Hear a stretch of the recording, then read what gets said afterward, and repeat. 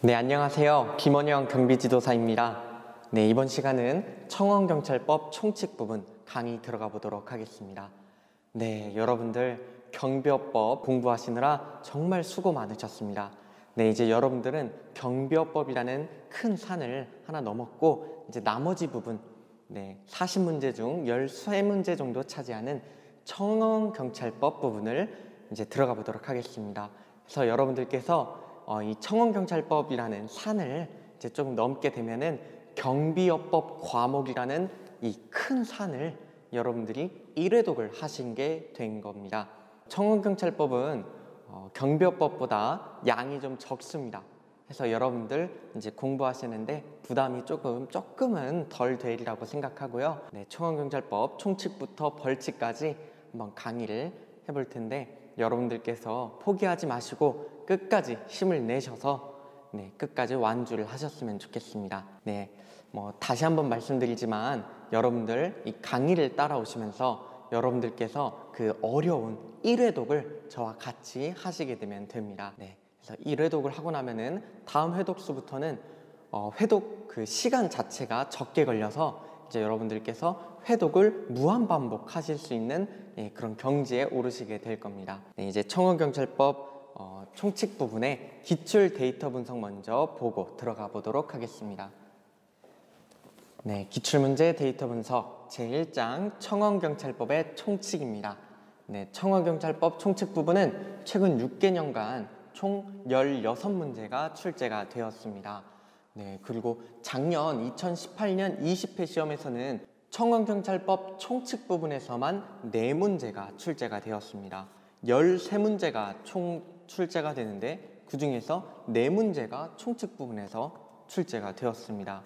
청원경찰법 총칙 부분은 용어 정의부터 해가지고 그 기본이 되는 부분이기에 이 역시 꼼꼼한 공부가 필요합니다. 이제 내용 들어가 보도록 하겠습니다.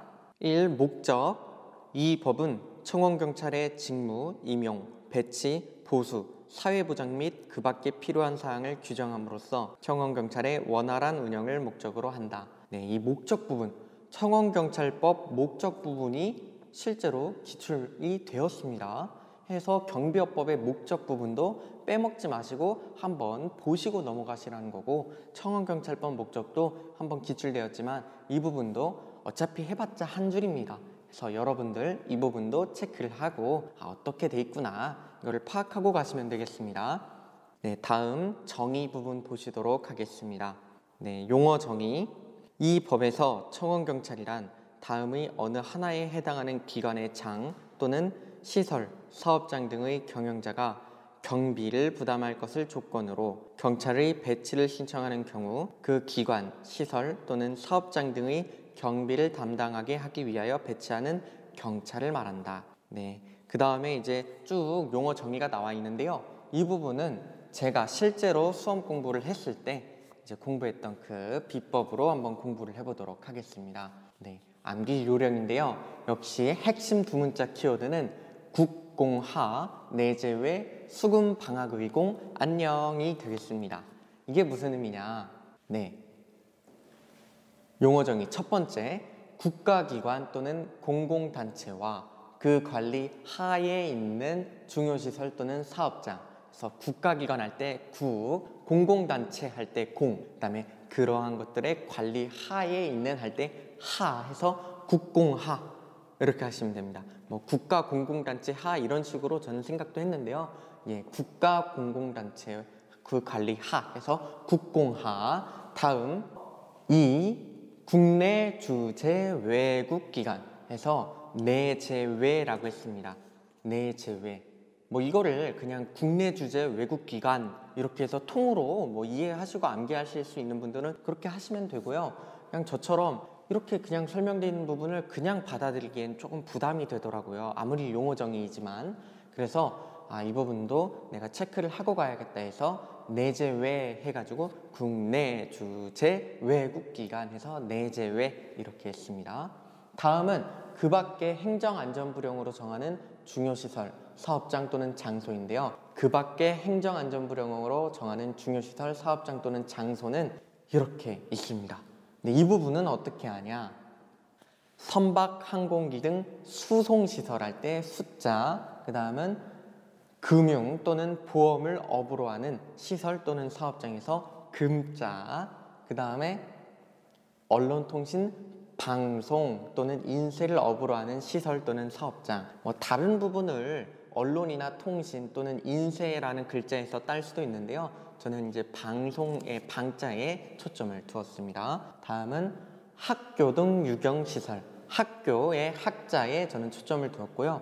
다음은 의료법에 따른 의료기관 이렇게 했고요. 다음은 그 밖에 공공의 안녕질서 유지와 국민경제를 위하여 고도의 경비가 필요한 중요시설, 사업체 또는 장소입니다. 네, 이 부분은 이제 공공의 안녕이라고 했는데요. 공 한 글자로만 해도 되는데 공이라고 하면은 약간 뒤에 글자가 많아서 약간 조금 기억이 안 나는 경향이 있더라고요. 그래서 뒤에 안녕까지 했습니다. 해서 이 부분 핵심 두 문자 키워드 정리하면은 국공하 내재외, 그 다음 3번이 여기 부분이죠. 3번은 수금 방학의 공, 안녕 이렇게 했습니다. 네, 안녕을 이제 여러분들도 이제 혼자 공부하시니까 누가 안 보잖아요. 그러니까 누가 안 보잖아요. 그래서 안녕 혼자 하시면서 공부하시면은 이제 조금 삭막하고 이제 척박한 수험 생활에 조금의 피식 정도는 될 수 있습니다.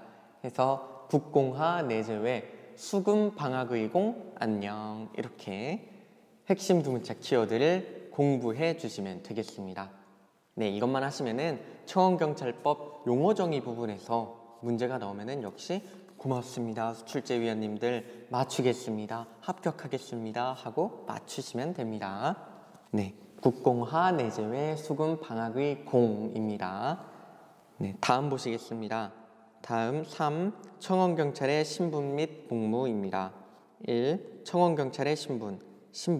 청원경찰은 형법이나 그 밖의 법령에 따른 벌칙을 적용하는 경우와 법 및 이 영에서 특별히 규정한 경우를 제외하고는 공무원으로 보지 아니한다라고 신분에 대한 규정이 나와 있습니다.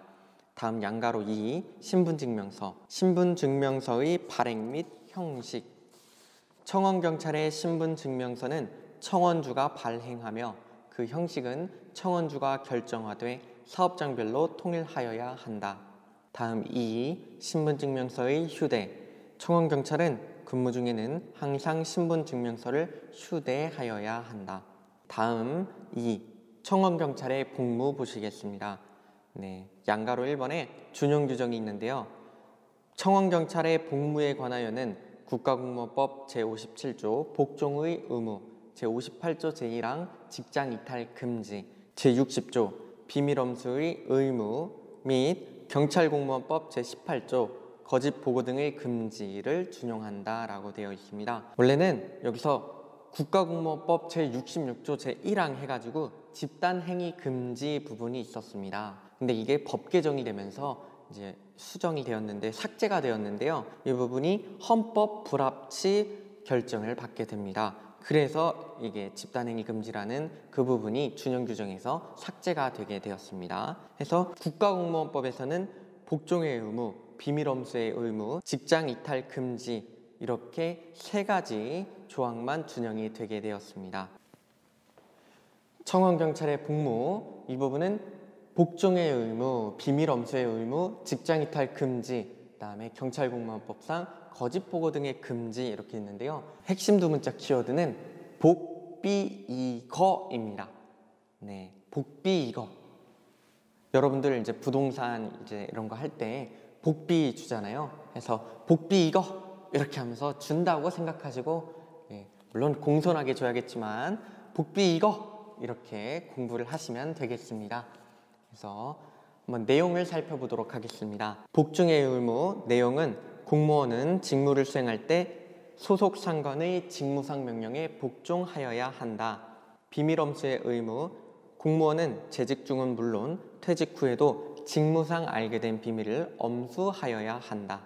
직장 이탈 금지, 공무원은 소속 상관의 허가 또는 정당한 사유가 없으면 직장을 이탈하지 못한다. 네, 경찰공무원법 거짓보고 등을 금지. 1. 경찰 공무원은 직무에 관하여 거짓으로 보고나 통보를 하여서는 아니 된다. 2. 경찰 공무원은 직무를 게을리하거나 유기해서는 아니 된다. 해서 복종의 의무, 비밀엄수의 의무, 직장이탈 금지, 거짓 보고 등의 금지해서 복비 이거면은 청원경찰의 복무 준용 규정에서 지켜야 하는 준용 규정이 이렇게 다 해결이 되게 됩니다.